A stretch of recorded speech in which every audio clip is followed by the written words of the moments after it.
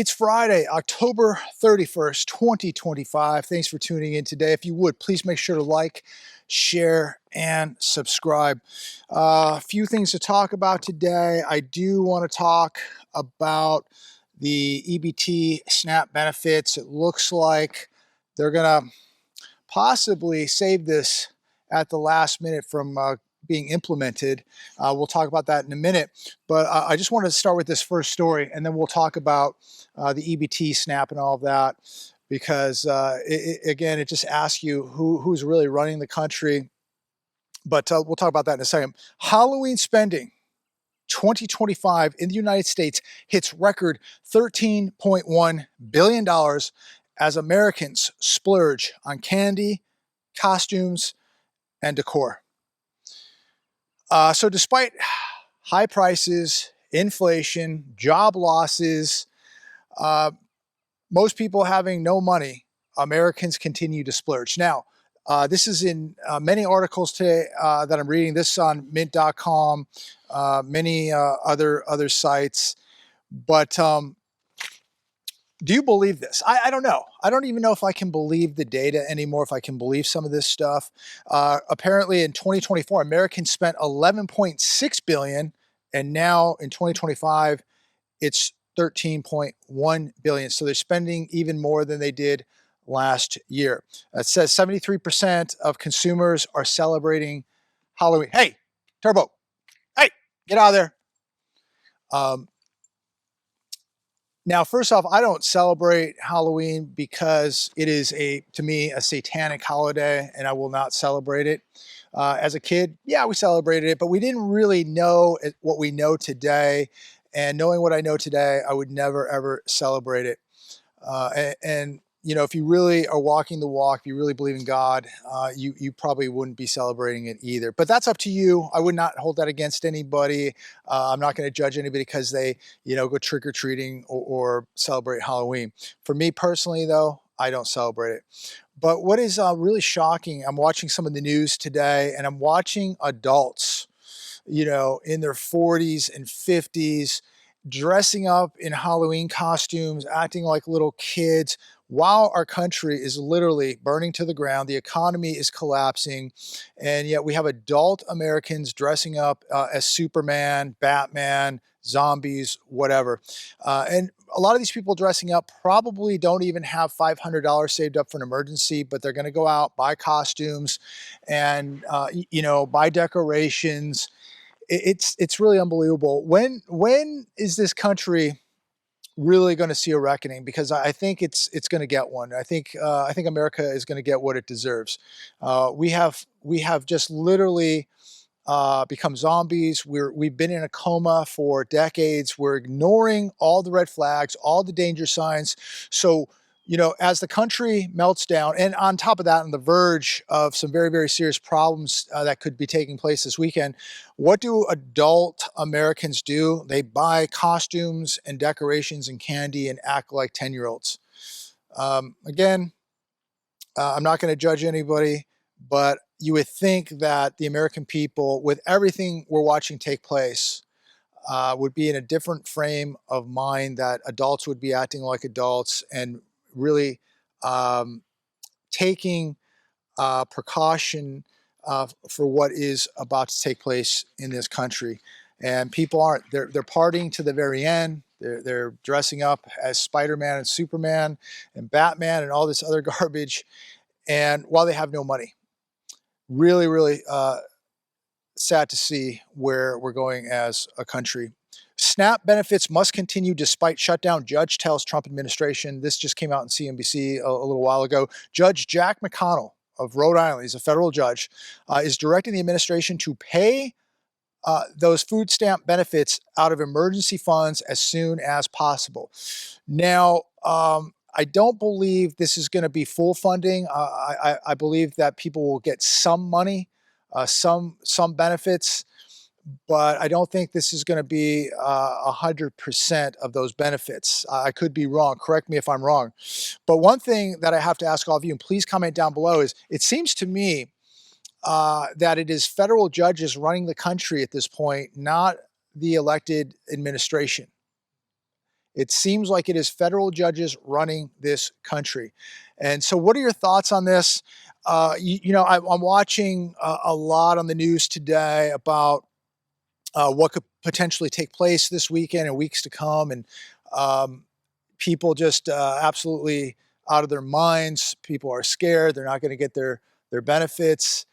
And look, there's no doubt there are a lot of people that need these benefits, that deserve these benefits, and then there are a lot of people that don't need these benefits and don't deserve these benefits that are getting it. And um, I just really wonder who really is running the country. And it's always the last minute they try to pull this off. But uh, from what I am reading, this is not going to be 100%. So there is going to be some pain out there.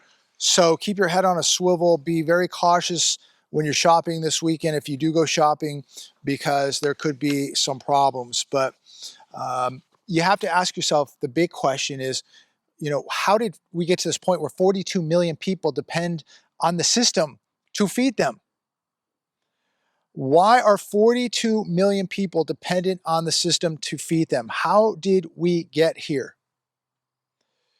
I was watching Senator Fetterman on Fox Business today doing an interview, and he said that we have to feed everybody. We have to feed all these people.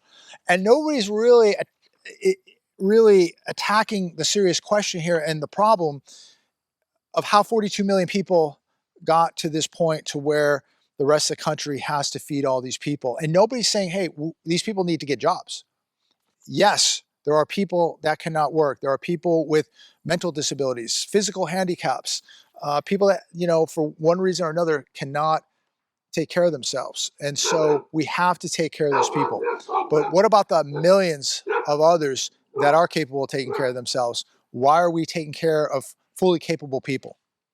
And none of the politicians, none of these journalists, reporters, nobody is asking that question. And when a senator like Fetterman comes out and says, we have to feed these people, that's concerning. Because we're going to go from 42 million to 50 million to 60 million people at some point that we're going to be feeding. Why are people not working? Why do we have so many people dependent on the system? We have a big, big problem. So instead of using contingency funds, emergency funds, or whatever they're going to do, how come we're just not getting people back to work instead of allowing this type of behavior? Hell Turner Radio Show. When you allow government to feed you, you also allow it to starve you. That's a really powerful statement, and I think I've mentioned it probably a couple hundred times on this show, that don't be dependent on the system to feed you, to house you, or to protect you, because if you do, you're going to really, really be in big trouble. So we have one political group in this country that right now wants to pay $200 billion of your money to provide health care from people who aren't from here. Do you have a problem with this? Is this acceptable? Turbo, it's okay. We have some workers over here, so he's gets a little uppity. But is this acceptable to the American people, especially if you're working, paying taxes, that $200 billion of taxpayer money is going to provide health care to people that aren't from here, when you may not even have health care, or it is draining you? When you look at what health care costs, insurance costs here in this country is for a family of four, it's like $2,500, $3,000. And yet we're just giving it away like candy to people who aren't even from here. I mean, I resent that. I think most people with a normal brain resent it also. People who depend on the system to feed them are now learning a valuable lesson. When you give the government the power to feed you, you also give them the power to starve you. And what happens this weekend, I don't really know. Maybe some people will eat. They'll get their partial benefits. Maybe they'll get all their benefits. Maybe some people won't get any. I don't know. But you are really rolling the dice if you're depending on this system, a system that is broken. And think about when the system is so broke that no matter how much money printing they do, it's just not going to be enough. What will you do? You have got, and I've said this for years, and many of you have said the same thing. You have got to get out of the system, and you've got to be as self-sufficient and independent as possible now. Debt will keep you a slave. Depending on the system to feed you, house you, protect you will keep you a slave. Credit cards will keep you a slave. Having no money, running up debt will keep you a slave. You've got to get independent as possible now. We are really, really running out of time. We're going to see big, big trouble in this country. And maybe maybe we avoid this problem this weekend. Wonderful. But for how long?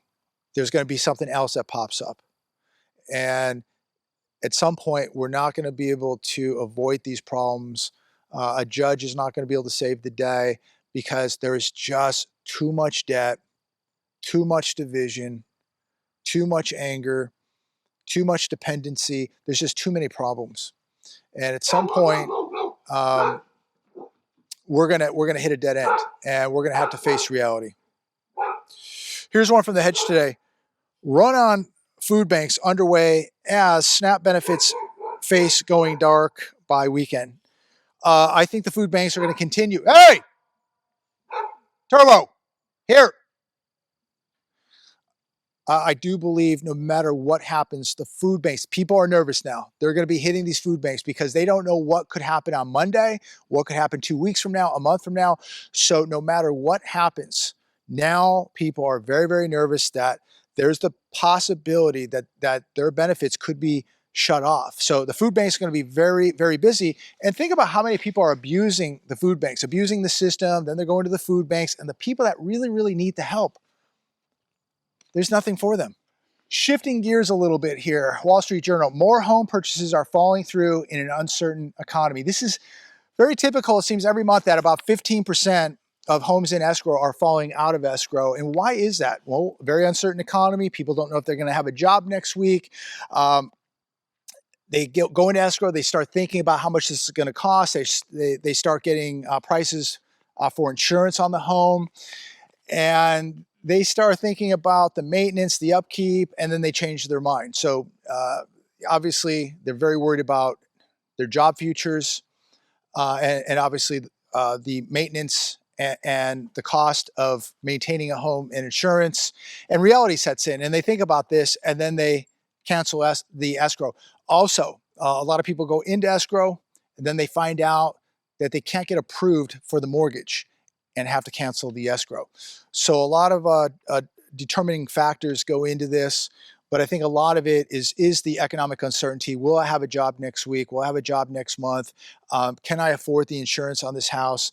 And once they start adding up all this cost too, of the maintenance, the insurance, the utilities, they back out. And of course, a lot of people just are not getting approved. More than 7,000 truckers reportedly sidelined for English proficiency violations. Your thoughts on this? Comment down below. This is on FreightWaves. Should people who are not proficient in English be driving 80,000-pound vehicles on U.S. highways and interstates? I don't think they should. Very, very, very dangerous.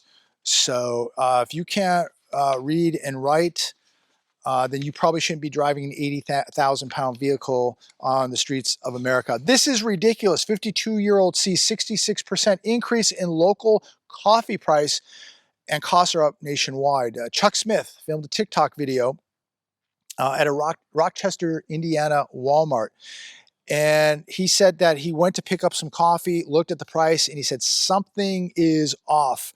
And he could not believe the price increase of the coffee. What are your thoughts on this? Are you noticing the same thing? I have to ask everybody, we just lowered interest rates. The Fed just lowered interest rates. And I have to ask, why would we be lowering rates when inflation is not going down, it's going up? And there was a couple of Fed members, I think there were two, that said, no way, we should not be cutting rates at this point. And we're cutting rates while inflation is rising. I don't think that's a good idea. I think that they should be raising rates, not cutting rates. And I think they're making a big mistake here. And more than likely, we will get a cut in December, and it is going to help absolutely nobody. It's going to cause more inflation.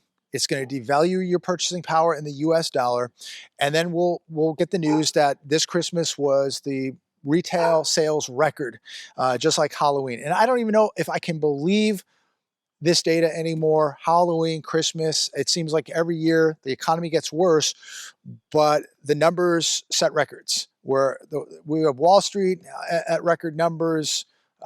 We see retail sales up, Halloween sales up, it'll be Christmas sales up. Do you believe any of this? Are you going to be spending money on Halloween? Are you going to be spending that much money at Christmas? I'm certainly not.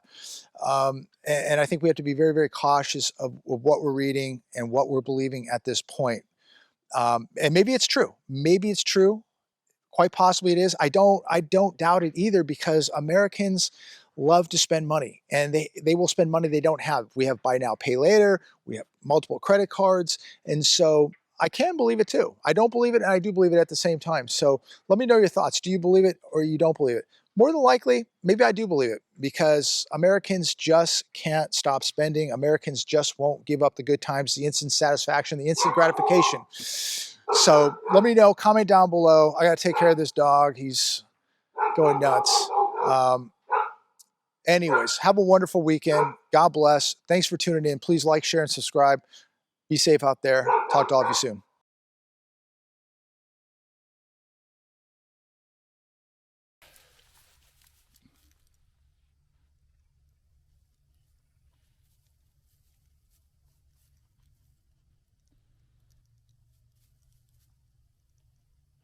Get it. Good boy.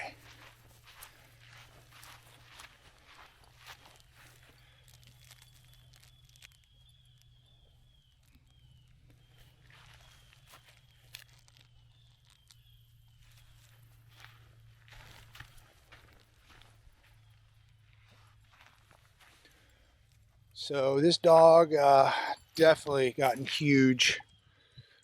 He's gonna be 5 months in a week, so he's not even 5 months old yet. He's just now starting to get his adult canines are just coming in. They're just breaking through the gums. But he's around 60, 65 pounds right now, and he's lean. And he's 60, 65 pounds. I probably put him closer to 65 pounds right now. Beautiful day today. The sky's nice and clear. So nice. A lot of people ask, is that a Cane Corso? Cane Corso, however you want to pronounce it. And a lot of people that watch the show ask me what kind of dog he is. He is a Presa Canario. And hopefully he's going to be a good one.